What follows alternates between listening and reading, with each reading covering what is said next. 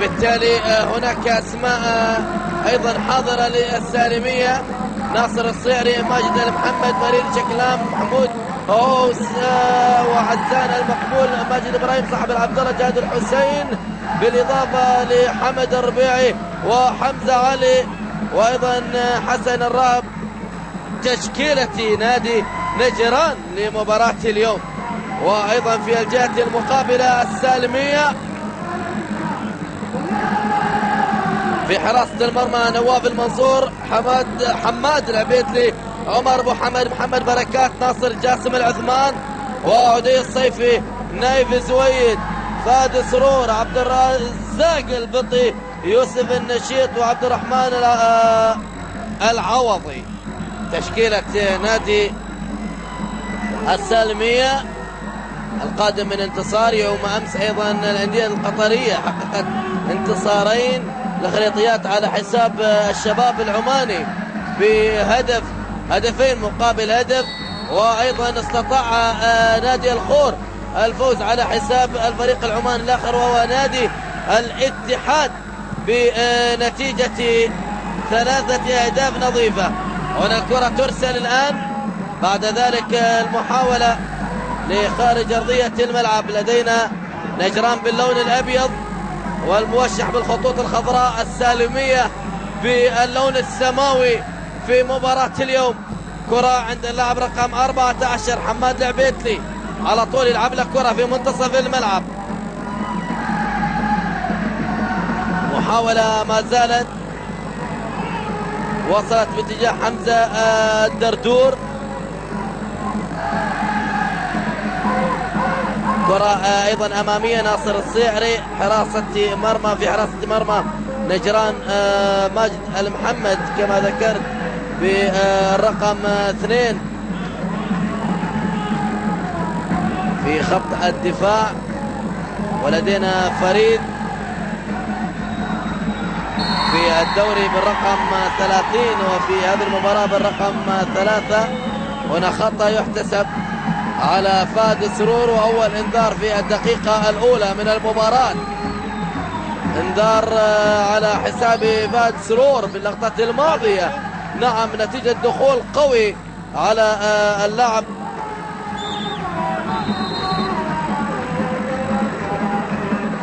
جهاد الحسين. ما في 12 ها؟ 12 ما في 12 لاعب ما في.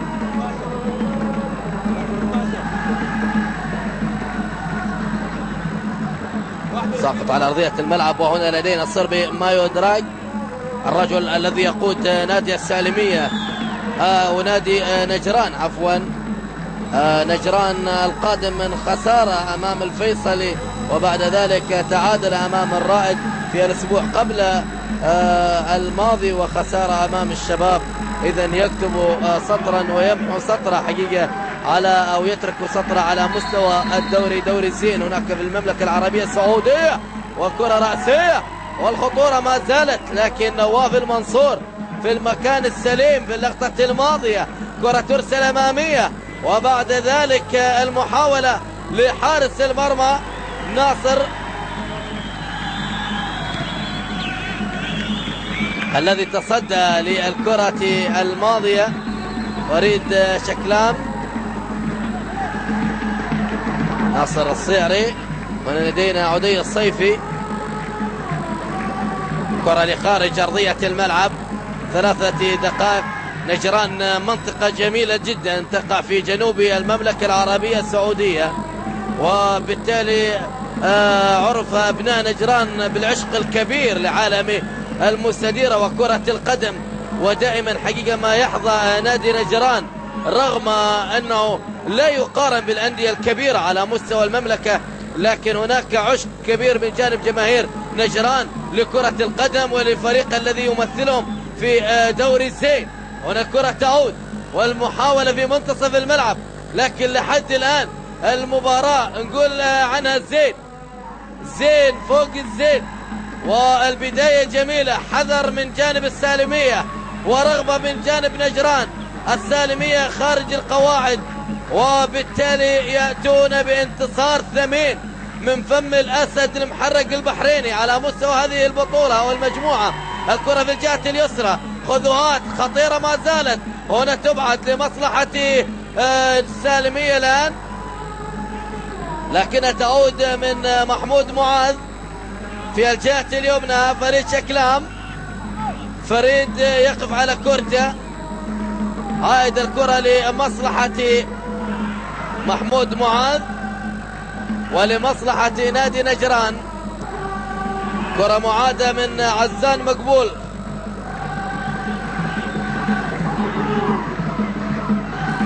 هذا ماجد لمحمد. كرة في الجهة اليسرى، محاولة سريعة من الطرف الأيسر الآن لانطلاقة جديدة عن طريق عمر أبو حمد، ينطلق. وهنا أيضا الكرة فيها مطالبة بخطأ حكم اللقاء قريبا من اللقطة الماضية عمار الجنيبي. والإمارات مشاركة بنادي وحيد وهو نادي بنياس على مستوى هذه البطولة. هذا عدي الصيفي في الانطلاقة اليسارية الماضية. هناك الأهازيج السعودية الجميلة في المدرجات والتي بالفعل تدعو للابتهاج والفرح لكل من يحضر هذه المباريات. كرة أرضية موجودة والرأسية، بعد ذلك بتبعد الكرة عن طريق يوسف النشيط ونشاط كبير وحيوية على مستوى خط دفاع نادي السالمية الكويتي القادم من انتصار على حساب اليرموك هناك في الدوري الكويتي. وهنا محاولة ترسل للجهة اليمنى. شوفوا الكرة الماضية، دخول على الكرة،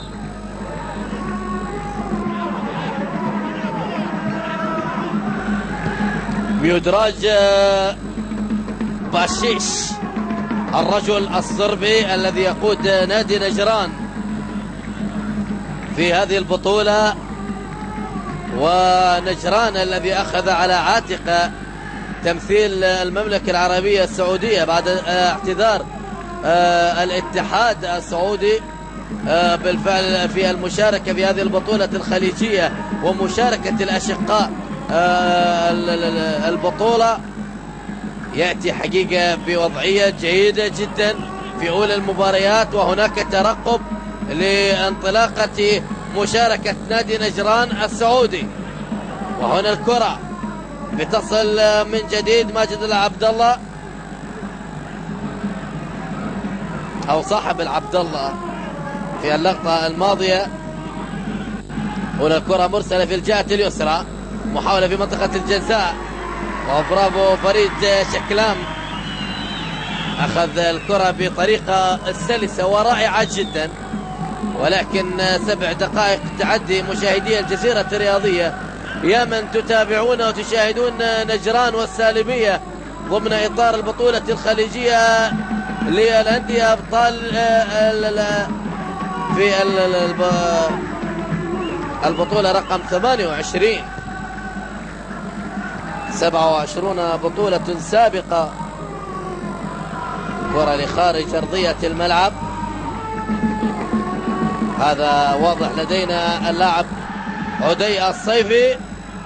وهنا أيضا مدرب السالمية عبد العزيز حمادة، الرجل الذي كان في يوم من الأيام أحد ركائز المنتخب الكويتي. وهنا كرة إلما بطريقة سليمة جدا صاحب الجاسم، وصلت الخطورة حمد الربيعي للمحاولة معادة من جديد. هناك سجال، هناك كر وفر، كرة من هنا وكرة من هناك، لكن لحد الآن لم تتجسد في 10 دقائق أو في 9 دقائق الماضية بالتحديد هي خطورة على المرميين، لا على مرمى نواف المنصور ولا على مرمى ناصر الصغير أو الصيعري. هنا تلاعب في اللقطة الماضية من نايف زويد، بعد ذلك يعود للتحضير في المنطقة الخلفية. الكرة على الجهة اليسرى، ناصر جاسم العثمان. أمامية مرسلة هذه الكرة، استلام موجود، بعد ذلك الرأسية في الطرف الأيسر بالصدر في هذه الكرة. هنا المحاولة ما زالت قائمة لمصلحة نادي نجران. خذوهات، يا سلام على اللمسات، الله على استخلاص جميل للكرة، وهنا يمينية ولكن في أحضان ناصر الصيعري في اللقطة الماضية. كرة اللاعب عدي الصيفي. الدقيقة 10، 35 دقيقة متبقية والنتيجة ما زالت سلبية. نعم ما زلنا في البداية والحذر موجود، والحذر طابع أساسي في مثل هذه المباريات، لأن الغلطة ب1000، الغلطة بمباراة. نادي السالمية لا يرغب في التفريط في نجاح وتفوق في تلك المباراة على حساب الكبير نادي المحري. وهنا المحاولة ما زالت خطوية وخطيرة، لكن بعد ذلك الدفاع. محمد بركات اللاعب المغربي ومدافع السالمية، شوف الكرة الماضية، يا سلام، وقف الكرة، وقف مع القلوب السلماوية، وبعد ذلك لخارج أرضية الملعب. هنا برأسية، تعود الكرة من جديد في الطرف الأيسر، انطلاقا لمصلحة السالمية، لكن التوزيع كان خاطئا. محمد الربيعي يعود في استئصال الكرة الماضية، تحولت لمصلحة نجران. وهنا الانطلاقة تأتي على حسن الراهب، ينطلق الراهب، يا رهيب يا عجيب في الكرة الماضية، محاولة مراوغة والضرب بالقدم اليمنى، لكن بعد ذلك الكرة اصطدت في المدافع وتحولت لخارج أرضية الملعب عن طريق عمر أبو حمد على يسار نواف المنصور. هذه الكرة لمصلحة نجران الآن، رأسية موجودة، الله على الكرة الماضية. حسن الراب، كرة خطيرة كانت ويسارية، ونواف المنصور على طريقة حراس اليد في بعض الكرة إلى ركنية أخرى، ورأسية موجودة، لكن وين عزان مقبول لخارج أرضية الملعب. ارتقاء سليم في الكرة الماضية للقادم من الخلف، شوف شوف شوف شوف، ارتقاء كان حاضرا، ولكن توجيه الكرة براسية لخارج أرضية الملعب. وهنا الصربي مايو إدراج بيوقف في الكرتين الماضيتين، لأنه استشعر بأن نجران يقترب من التسجيل، ونجران إذا ما سجل في البداية راح يكون صعب الميراث في قادم الوقت. المباراة لحد الآن لم تبح بأسرارها مشاهدينا الكرام، هناك المزيد والمزيد من الممكن أن نشاهد خلال فترات وأوقات المباراة. السالمية من جهة ونجران من جهة أخرى، لكل فريق سماته الهجومية وقدراته وفعالياته الفنية. لا زلنا ننتظر ونترقب انطلاقة حقيقية لأجواء هذا اللقاء بين الأشقاء. الكرة لمصلحة نجران بتصل في اللقطة الماضية، ماجد الجعفري يقود هجمة لمصلحة أبناء نجران، وكرة ساقطة، لكن السقوط الدفاعي الإيجابي لمحمد بركات. باراكوتا يبعد الكرة الماضية إلى رمي التماس. هنا المحاولة، فيها محاولة انطلاق واختراق، لكن لا جديد لا مفيد. الكرة بتصل لمصلحة ناصر الصيعري حارس المرمى، بمشيها لمجد محمد، ولدينا محمود معاذ، بتصل عن طريق عزان مقبول. الكرة في الجهة اليمنى، مقبول أداء الفريقين، وإن كان نجران يلعب بواقعية كبيرة، يبقى احترام وإجلال رغبة نجران حاضرة من السالمية والتراجع المنطقي، لكن حذاري ثم حذاري من الأخطاء الدفاعية. لأنك إذا ما أخطأت أمام حمزة الدردور، حسن الرهب، حمد الربيعي، جاد الحسين، ستكون بالفعل العواقب وخيمة. كرة في الجهة اليسرى لمصلحة السالمية الآن. يا سلام على الجماهير السعودية، لأن نجران يمثل المملكة كما هو بالنسبة للسالمية الذي يمثل الكويت، وبالتالي الجماهير السعودية دائما ما تطرب الجميع بأهازيجها المعروفة والرائعة جدا. يا سلام يا سلام. كرة في الجهة اليسرى الآن، محاولة عزان مقبول، بلم الكرة وفي منتصف ملعب السالمية. صعب المرور، صعب العبور الآن. كرة ترسل ورأسية موجودة، بعد ذلك لحارس المرمى. صعب اللعب بالنار، صعب. محمود معاذ، عودة الكرة برأسية لحارس المرمى في حضور أحد المهاجمين. والكرة عن طريق حمزة علي الدردور.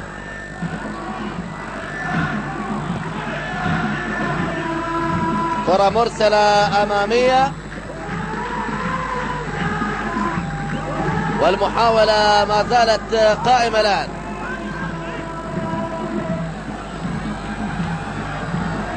الكرة بعد ذلك فيها أيضا تواجد من محمود معاذ، لكن لا ننسى في الجهة الأخرى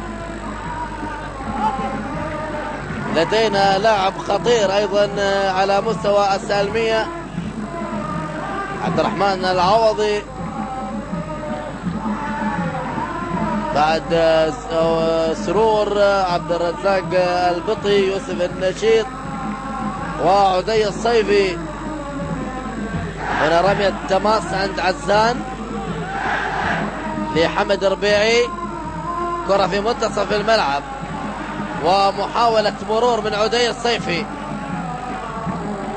أكثر من ربع ساعة والنتيجة ما زالت سلبية، هي النتيجة البيضاء التي تفرض نفسها على أجواء اللقاء. الكرة تعود، المحاولة بالجهة اليمنى، ولربما الآن الناحية اليمنى، عرضية موجودة، جول. أوه يا سلام يا سلام. هنا الزيارة الثانية لحمزة الدردور، ورأسية موجودة بعد ذلك بتعدي الكرة الماضية بسلام، ومرت مرور الكرام. جهاد الحسين هو صاحب الرأسية، والتمويه كان حاضرا من حمزة الدردور. يوسف النشيط جانب من بدلاء نادي السالمية. هنا السلام بالصدر، كرة في الطرف الأيسر. يا سلام على المراوغة، وأيضا كنترول عالي وتكنيك دقيق في اللقطة الماضية من جانب اللاعب المميز حمد الربيعي. كرة في الجهة اليمنى على طول عن طريق فريد شكلام، بيمرر هذه الكرة لمصلحة نجران. المحاولة هنا في الرواق الأيسر، تلاعب ومهارة وإمكانيات، ولكن الكرة بعد ذلك تتحول إلى ركلة ركنية. شوف الكرة الماضية، قراءة سليمة سليمة سليمة، وأبعدت الكرة عن طريق فهد سرور. هنا إلى ركلة ركنية لمصلحة نجران، والرأسية بعيدة لم تكن في المليان، تحولت لخارج أرضية الملعب في اللقطة الماضية. صاحب عبد الله القائد الذي أدر الكرة الماضية. وهنا لدينا في المقابل عدي الصيفي، هذا عبد العزيز حمادة يطلب من لاعبي تهدئة اللعب، وبالتالي التفكير في قادم الوقت. بعد ذلك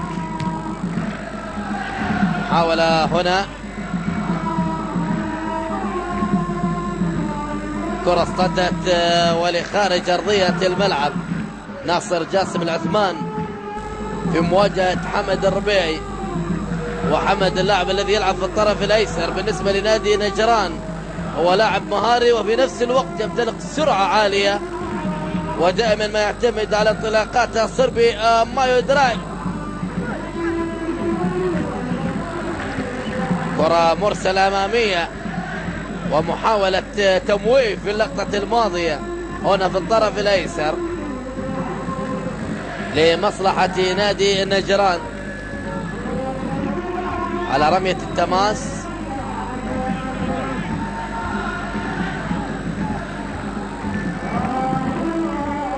هنا المحاولة تعود مرة أخرى، تراجع بعد توجيهات من عبد العزيز حمادة مدرب السالمية الكويتي للاعبي السالمية بعد أن استشعر وشعر بخطورة نجران في منطقة جزاء السالمية، وبالتالي يعتمد على رأس حربة وحيد وهو يوسف النشيط.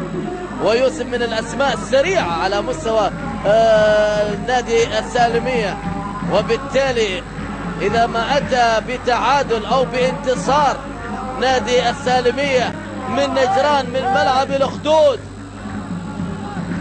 ستكون الأمور في قمة النجاح لعبد العزيز حمادة ونادي السالمية، وبالتالي سيقطع المشوار وبطاقة العبور إلى ربع النهائي. سلامات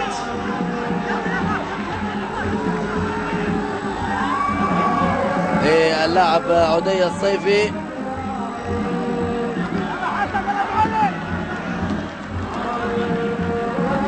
عبد الرحمن العوض يتحدث مع حكم اللقاء الإماراتي عمار الجنيبي.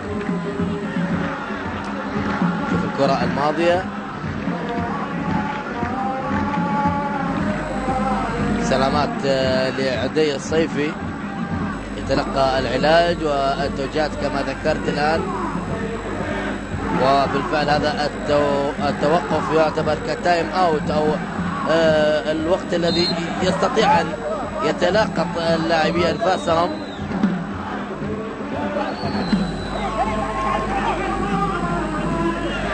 الصربي مايو دراج.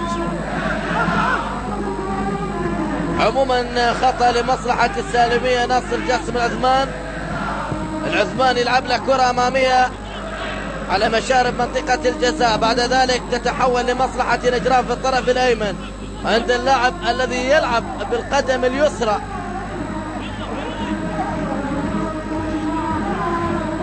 رمي التماس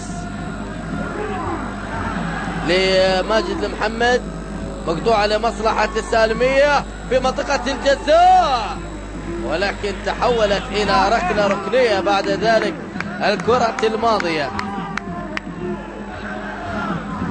هذا عبد الرزاق البطي، وهنا الدخول القوي حقيقة من جانب ماجد المحمد،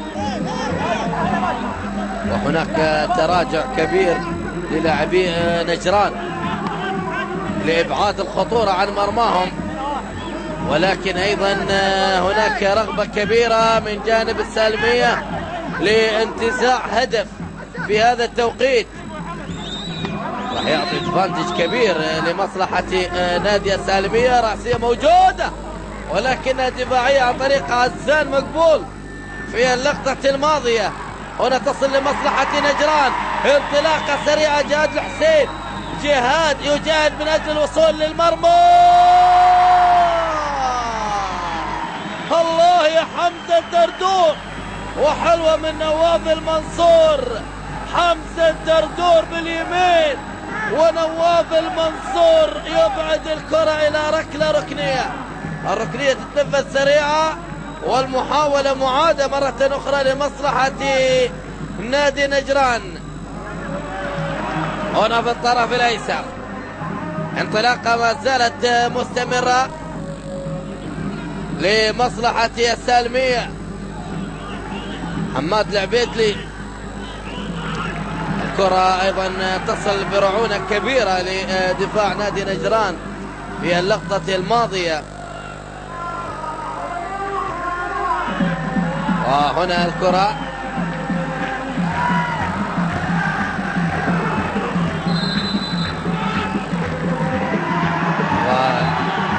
وبطاقة صفراء.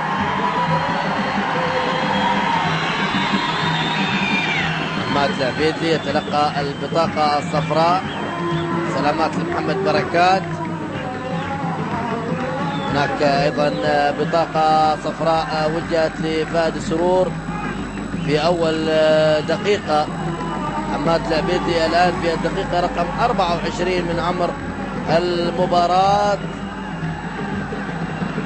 إذا انذارين على حساب السالمية. هنا لدينا المساعد الأول زايد داود.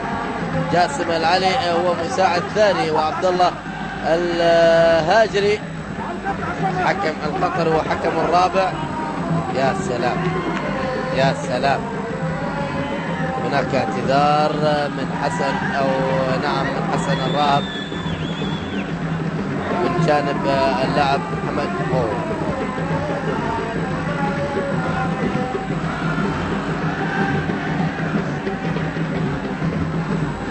لاعب أتى واعتذر وبعد ذلك، لكن حقيقة ليست بعادة اللاعب حسن الراهب أن نشاهد بهذه العصبية. وهنا عموما الكرة التي كانت عن طريق جهاد الحسين ومباشرة بالقدم اليسرى عن طريق اللاعب حمزة الدردور، لكن نواف المنصور يقوم بأدوار كبيرة على مستوى حراسة المرمى. إذا 25 دقيقة انقضت ونلعب في آخر 20 دقيقة مشاهدينا الكرام متابعي الجزيرة الرياضية من عمر الشوط الأول، والنتيجة ما زالت 0-0 لحد الآن. الكرة لمصلحة نجران، المحاولة بالجهة اليسرى ولكن الدفاع يتدخل في هذه الكرة، اصطدت وتحولت لخارج أرضية الملعب. صاحب العبد الله في اللقطة الماضية.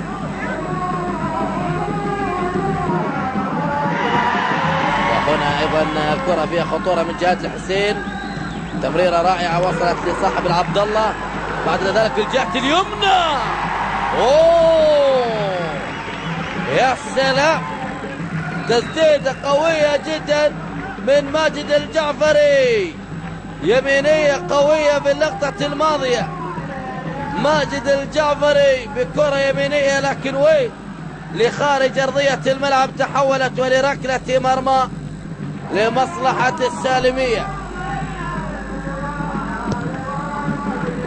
لدينا عبد الرحمن عوض، لحد الآن لم يظهر السالمية.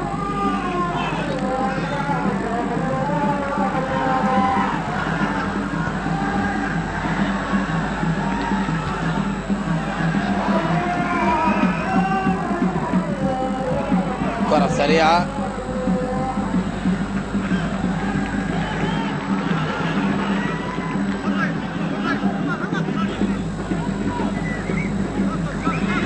رمية تماس الآن. الكرة في الجهة اليمنى،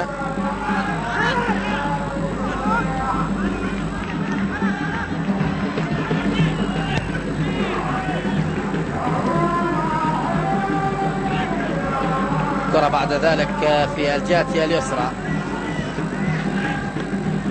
المحاولة ما زالت مستمرة لكنها بالخطأ خارج أرضية الملعب.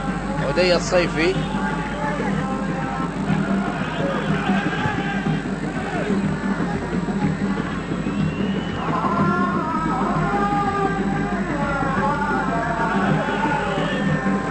كرة على طول،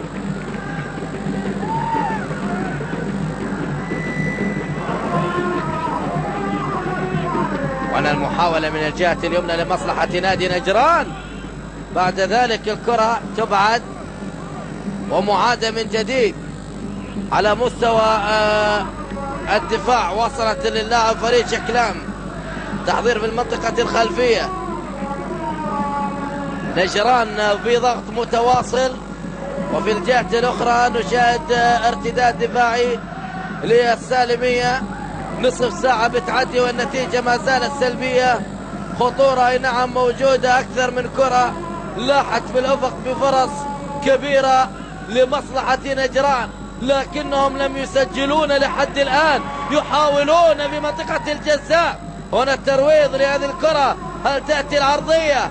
العرضية لم تأتي، ولكن لمسة من هنا ولمسة من هناك، والكرة ابعدت بعد ذلك. صاحب العبد الله وراسية من جانب بركات. المحاولة تعود بالطرف الأيسر. سرعة كبيرة. يا سلام على هذه الفنيات. وعبد الرحمن العوضي هو من أوقف حمد الربيعي. اعتراض وامتعاض واحتجاج كبير من الصربي مايو دراج أو مايو دراج. شوف الكرة الماضية لما ببراعة هذا اللاعب المتمكن المتمرس الموسيقار الفنان صاحب إمكانيات عالية جدا مع نادي نجران، ولكن الكرة تصل لحارس المرمى نواف المنصور. فمن يكون هو المنصور في هذا المساء؟ هل هم نجران وتبتسم لهم منطقة وملعب الأخدود، أم يكون السالمية هو صاحب الخبر السعيد؟ الكرة نتيجة واضحة مشاهدينا الكرام متابعي الجزيرة الرياضية في كل مكان. 0-0 لحد الآن تسيطر على مجريات الأمور في هذه المباراة. الكرة هنا في التحضير الخلفي وصلت لماجد محمد. يوم أمس الخريطيات هناك انتزع انتصار ثمين من ملعب استاد السيب في مسقط من نادي الشباب بعد فوز بهدفين مقابل هدف، وكرة يسارية خطيرة جول. حسن الراهب وكرة بتضيع على حساب نجران. شوف الانطلاقة، وقلتها تكرارا ومرارا، حذاري من الأخطاء الدفاعية، حذاري حذاري حذاري، لا تلعب بالنار تحرق صبيعك بل تسجل في مرماك والكرة تأتي. حارس المرمى نواف المنصور. تألق يوم أمس مع نادي الخريطيات ليحيى كبي الذي سجل هدفين وبالتالي رفع رصيده ل3 أهداف على مستوى هذه البطولة بعد فوز بهدفين مقابل هدف على حساب الشباب العماني. والخور أيضا انتزع انتصار ثمين من أمام الاتحاد العماني ب3 أهداف نظيفة. هنا محمد سويدان هو اللاعب الذي يشارك.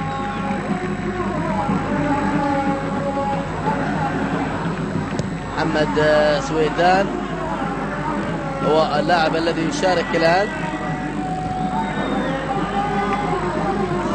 هنا انطلاقة موجودة، بعد ذلك عرقلة وخطأ. شوف الانطلاقة، سلامات لعبد الرحمن العوضي. مطالبة بتشكيل حائط بشري من جانب حارس المرمى ناصر الصيعري. وفي الحيطة لحد الآن عمر الربيعي، جهاد الحسين صاحب العبد الله. هناك توجيهات، هناك حسابات، هناك تخطيط، هناك تفكير مرير، هناك حذر كبير، هناك أيضا نزيف. نتمنى أن لا يصاب بمكروه محمد عباس ونايف زويد ومن خرج. محمد عباس سويدان. 4 هيك يا أخي لا تتكلم يا فريق.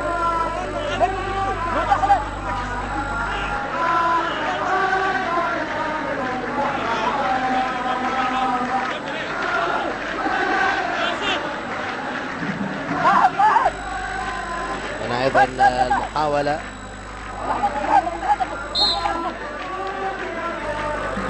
ولدينا حماد. يا سلام، حلوة الكرة الماضية. حماد حاول بالكرة لعبيدلي، ولكن ناصر الصغري أو الصعري تصدى بشكل جميل جدا. ناصر الصعري نعم حارس المرمى لنادي نجران هو من تصدى للكرة بطريقة مثالية كبيرة جدا. وهنا خذوهات، محاولة تعود. محمود معاذ، كرة عرضية موجودة وفي الشباك الخارجية، في الشباك الخارجية الكرة الماضية في الدقيقة رقم 35. وسلامات لنواف المنصور. شوف الكرة الماضية من جانب حماد العبيدلي، قوية كانت، ولكن حذر كان حاضرا من ناصر الصعري. وهنا أيضا متابعة لنواف المنصور، والسقوط في المرمى. الكرة التي أتت عن طريق حمزة أو حسن الراهب.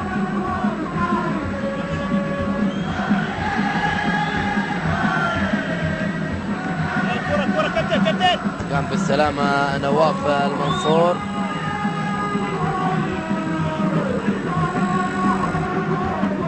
هنا أيضا توجيهات مستمرة مشاهدينا الكرام.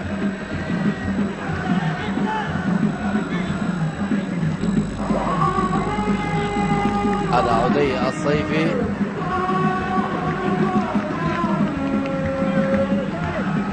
قام بالسلامة نواف المنصور الآن.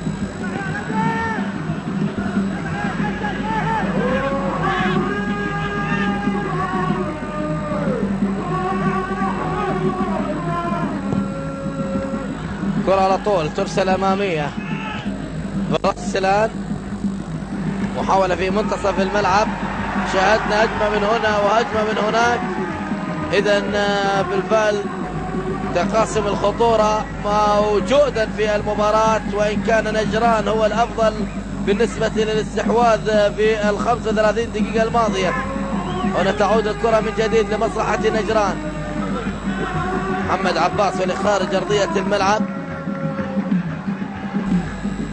بعد خروج زويد.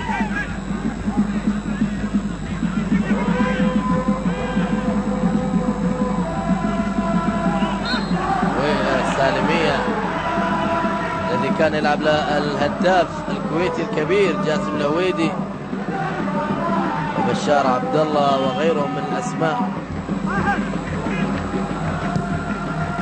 عبد الرضا عباس ومجموعة كبيرة حقيقة مثلت نادي السالمية ومثلت أيضا في نفس الوقت الأزرق الكويتي. وهنا محاولة تأتي في الطرف الأيمن عن طريق حمزة الدردور. هل تأتي العرضية الآن؟ المحاولة ما زالت.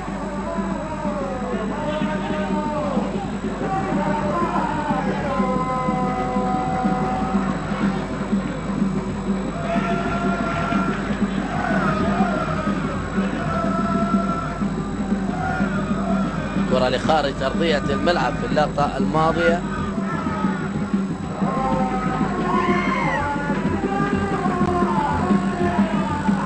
ولم تصل الكرة بعد ذلك أيضا سقوط ماجد لمحمد.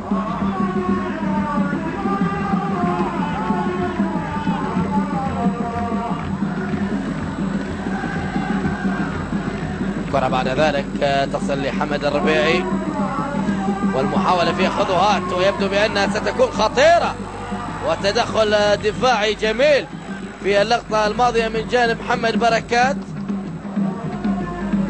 في لقطة جميلة دفاعية. وبالفعل حمد الربيعي الذي يقوم بدور كبير جدا في الناحية اليسرى.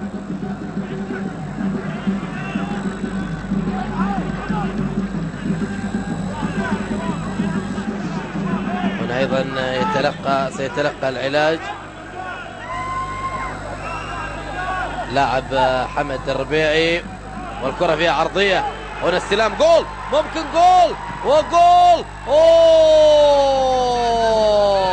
ضاعت الكرة وسط الزحام، وسط الازدحام ضاعت الكرة الماضية. الكرة بعد ذلك لمحمد عباس، لا انطلاقة ولا محاولة مكتملة. الخطأ لمصلحة عدي الصيفي، دربكة كانت حاضرة في منطقة الجزاء، وكان قريبا نادي نجران من التسجيل لولا الاستماتة والاستفاقة الدفاعية في اللحظات الأخيرة. هنا الكرة بتعود، محاولة على الطرف الأيسر للمرور، ثم صافرة وخطأ. ونلعب في آخر 5 دقائق مشاهدينا الكرام، متابعينا الأعزاء، يا من تشاهدون وتتابعون نجران من جهة والسالمية من جهة أخرى في بطولة الخليج للأندية 28. ونجران القادم من انتصار على ملعبه على حساب نادي المحرق البحريني الذي يعتبر أكثر الأندية مشاركة في هذه البطولة. نادي المحرق البحريني هنا أيضا المطالبة بركلة جزاء،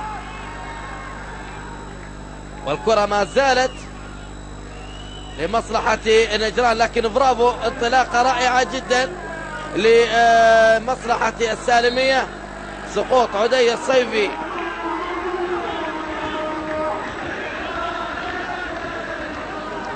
اللمسة الرائعة كانت، هذا ليس عدي ولكن عبد الرحمن العوضي.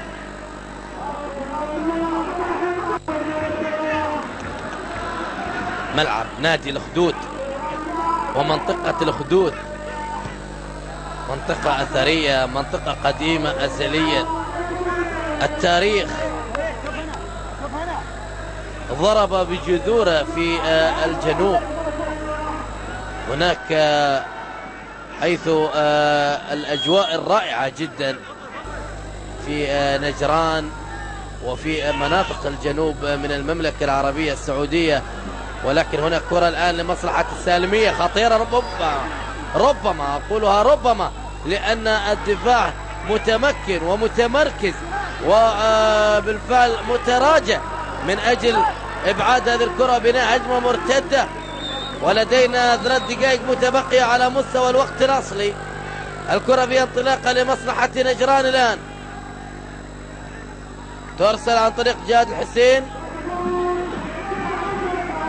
في الجهة اليسرى، صاحب العبد الله أمامية في منطقة الجزاء. هناك لاعب سقط على أرضية الملعب. جهاد الحسين في الكرة أرسلت بهذه الطريقة، وبعد ذلك سقوط جهاد الحسين بعد الاشتراك مع فهد سرور.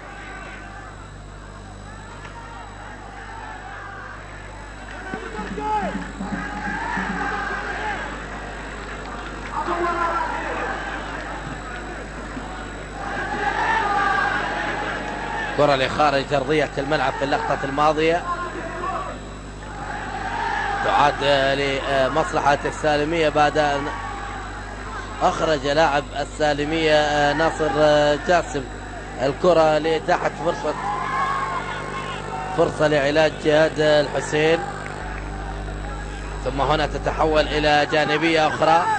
توجيهات مستمرة من عبد العزيز حمادة المدرب الكويتي، المدرب الوطني الذي يقود نادي السالمية.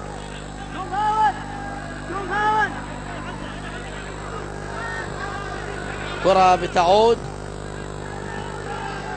وصلت لمصلحة نجران الآن، فيها تلاعب، يا سلام، الكرة يسارية ممكن، ولكن اصطدت الكرة الماضية في الدفاع. نعم، تهيأت الكرة عن طريق حسن الراهب، هياها لنفسه، وبعد ذلك يسارية قوية صاروخية، اصطدت براسية دفاعية بعد استبسال واستنسال بالكرة الماضية.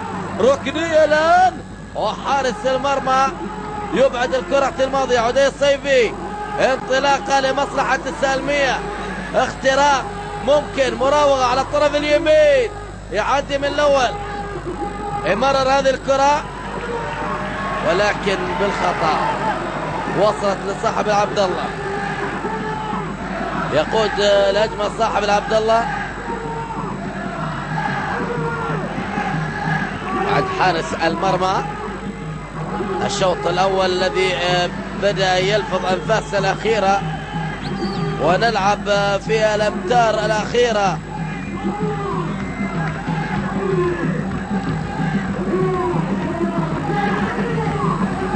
الكرة الآن أمامية لمحمد عباس سويدان، وثلاث دقائق هو الوقت البديل.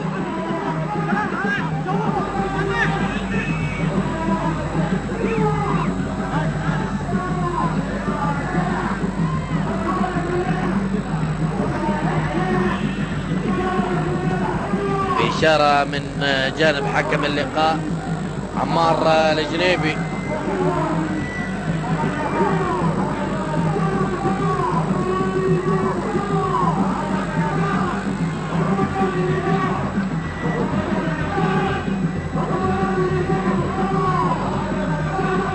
كرة أيضا وصلت في الطرف الأيمن، على طول تعاد المحاولة، مهارة كبيرة من ماجد الجعفري وسقوط ماجد الجعفري،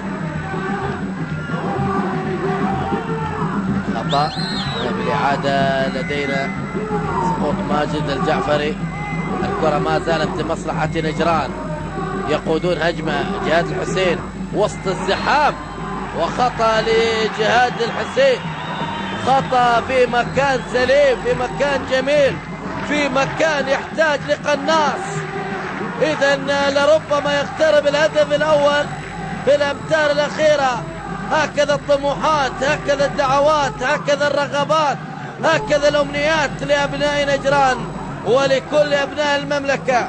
هنا الصربي مايو إدراج الذي يتابع بشغف كبير، بانتظار، محتار من سيأتي بهدف التقدم وبعد ذلك التفكير بالانتصار. هنا التفكير بهذه الكرة، وبعد ذلك يمينية اصطدت ويسارية وين لخارج أرضية الملعب من صاحب العبد الله الكرة الماضية. هذا لدينا في المقابل حماد العبيدلي، أحد أبرز مدافعي نادي السالمية، ويعتبر أيضا أحد أبرز مدافعي الدوري الكويتي. حكم اللقاء من دولة الإمارات عمار الجنيبي. إن كانت هناك أسماء حقيقة يقتدي بها هؤلاء الحكام على مستوى الصافرة الإماراتية، يبقى بوجسيم المونديالي في 2008 أو في 98 هناك في فرنسا في نهايات كأس العالم في فرنسا، والذي يعتبر أيضا قدوة حقيقية للحكام الناشئين والحكام الذين يرغبون أن يسيرون على خطى المونديالي بوجسيم. وهنا المحاولة تأتي في الجهة اليسرى، بعد ذلك دخول قوي على الكرة من جانب محمد عباس. خلاص هنا سيداتي آنساتي سادتي مشاهدي الجزيرة الرياضية متابعين في كل مكان، يطلق عمار الجنيبي صافرة أمان نهاية الشوط الأول بالتعادل السلبي بين السالمية الكويتي ونجران السعودي، على أمل نشاهد شوط ثاني مثير. لا تذهبوا بعيدا، سننتقل بالصورة وصف للزميل عبد العزيز البكر وإلى الاستوديو التحليلي وإلى هناك. شكرا.